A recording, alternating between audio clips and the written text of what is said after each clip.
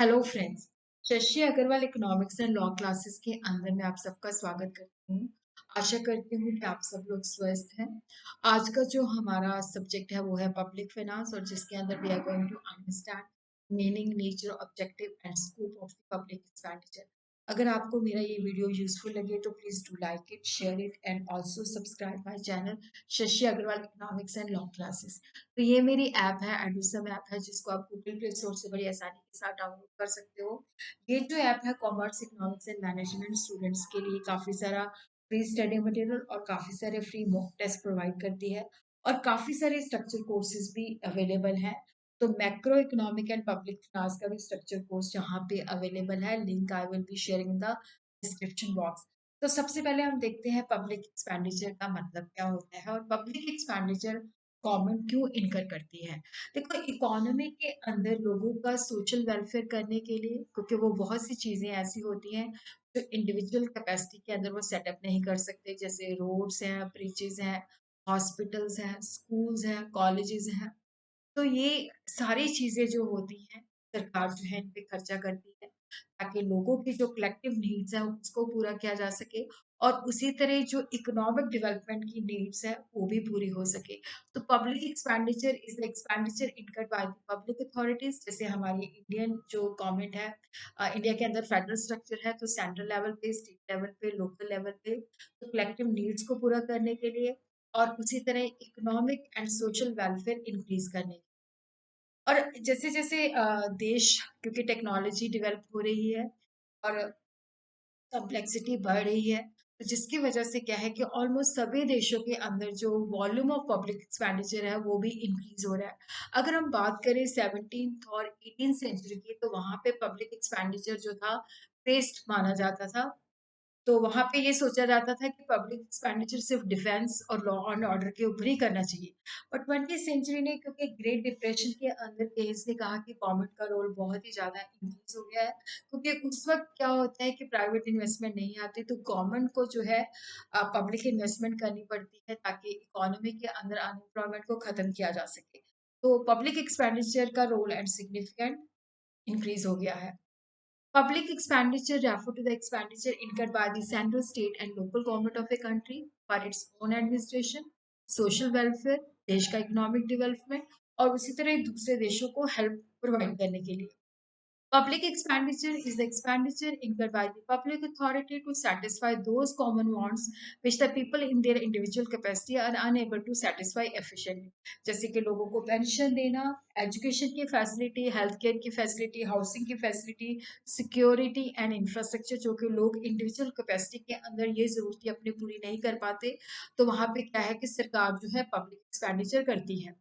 उसी तरह हम देखते हैं कि कंपोजिशन क्या है। तो ये ऑलमोस्ट एरियाज हैं जहाँ पे गवर्नमेंट जो है स्पेंड करती है।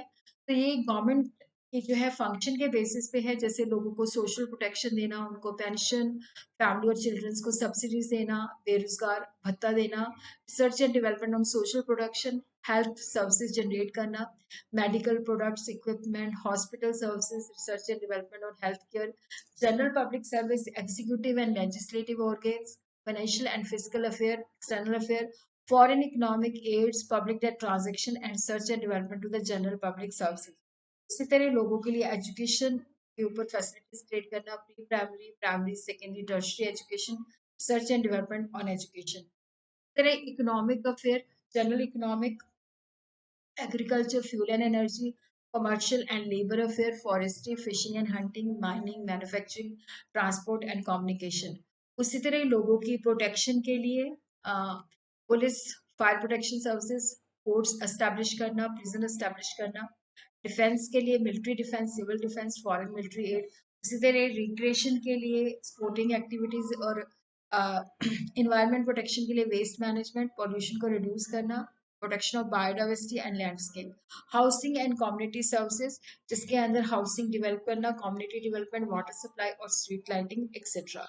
तो ये ऑलमोस्ट एरियाज हैं जहाँ पे पब्लिक एक्सपेंडिचर इनके किया जाता है।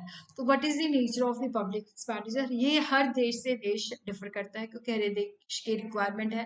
फिर इसी के बेसिस पे क्या है कि जैसे डेवलपिंग इकोनॉमीज हैं तो वो पब्लिक एक्सपेंडिचर स्पेंड करती हैं ताकि लोगों का सोशल वेलफेयर इंक्रीज हो सके। लोगों का और इकोनॉमी की ग्रोथ हो सके।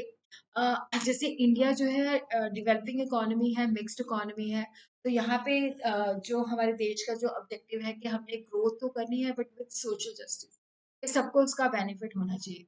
डेवलप कंट्रीज के अंदर जो पब्लिक एक्सपेंडिचर है वो इसलिए किया जाता है ताकि इफेक्टिव डिमांड के अंदर जो अप्स एंड डाउन्स होते हैं उनको करेक्ट किया जा सके।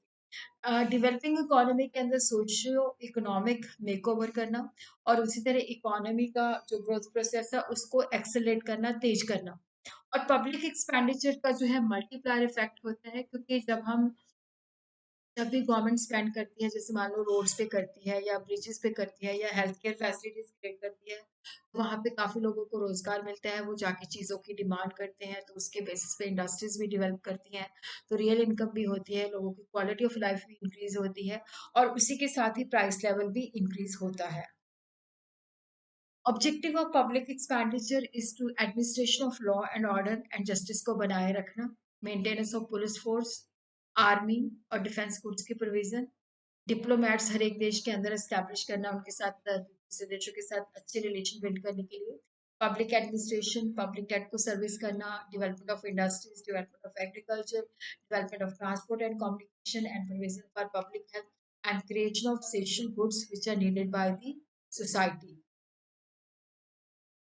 तो यहाँ पे देखो, जो इंडिया के अंदर हमारा पब्लिक एक्सपेंडिचर के पीछे लॉजिक है, जैसे गवर्नमेंट जो है पार्क्स बनाती है, रोड्स बनाती है, ब्रिजेस बनाती है, एजुकेशन अदारे बनाती है, हेल्थ फैसिलिटीज क्रिएट करती हैं। सोशल गुड्स होते हैं कि जो सोसाइटी की रिक्वायरमेंट है, जो इंडिविजुअल कैपेसिटी के अंदर वो उसको पूरा नहीं कर सकते, तो उसके लिए गवर्नमेंट को वो सेटअप करनी पड़ती है और ये सोसाइटी के वेलफेयर के लिए ज़रूरी होती है। बेरोजगारी को ख़त्म करना, जिसके लिए सरकार जो है काफ़ी सारे जो है स्कीम्स भी रन करती है। उसी तरह ही पब्लिक यूनिट्स, पब्लिक सेक्टर के अंदर पब्लिक एंटरप्राइजेस सेट की जाती हैं ताकि प्रोडक्शन को बढ़ाया जा सके और जो नेचुरल सोर्सेज होते हैं उनको डेवलप किया जाए, इकोनॉमी के अंदर प्राइस को स्टेबलाइज किया जाए और बैलेंस ग्रोथ, क्योंकि कुछ रीजन ज़्यादा डेवलप होते हैं, कुछ रीजन कम डेवलप होते हैं, तो किस तरह की स्ट्रैटेजीज अडॉप्ट होनी चाहिए कि बैलेंस ग्रोथ पॉसिबल हो और लोगों के अंदर जो इनकम का मतलब जो उनके अंदर डिफरेंस होता है उसको खत्म करना, ताकि इनक्वालिटी ऑफ इनकम को रिड्यूस करना।